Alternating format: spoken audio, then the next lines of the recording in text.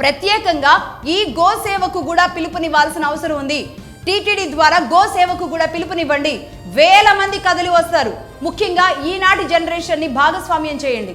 కాలేజీలో ఉన్న పిల్లల్ని ఏడాదికి కొన్ని రోజులు ఇంటర్న్షిప్ లాగా ఆవు అవసరం తెలిసేలాగా చేయండి. ఆవు పెంపకం ఏంటి, ఆవు ఆంతర్యం ఏంటి, ఆవుతో సేద్యం, ఆవు స్వచ్ఛత ఎలా ఉంటుంది, కల్తీ ఏది, అసలైనది ఏది, ఇవన్నీ కూడా ఈనాటి యువత తెలుసుకుంటారు. వాళ్ళకి అర్థమయ్యేలాగా చెప్పే ఒక ఈకో సిస్టమ్ ని సెట్ చేసిన వాళ్ళు అవుతారు టీటీడీ వాళ్ళు. గోవు అంటే ఒక సాంప్రదాయం కాదు, గోవు అంటే ఒక సైన్స్ అని వాళ్ళు అర్థం చేసుకునేలాగా మీరు ఒక సిస్టమ్ తయారు చేసి వాళ్ళకి చూపించండి.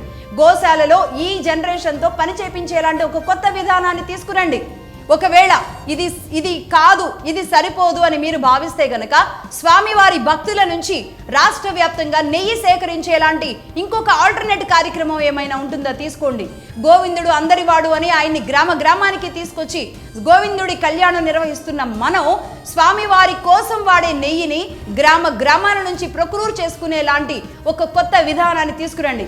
తిరుమలకు ఎలా అయితే కూరగాయలు, సామాన్లు లారీల రూపంలో చాలా మంది దాతలు, రైతులు ఇస్తూ ఉంటారో, అలాగే నెయ్యి కూడా తరలి వచ్చేలాగా ఒక నెయ్యి సేకరణ వ్యవస్థల్ని ఏర్పాటు చేయండి.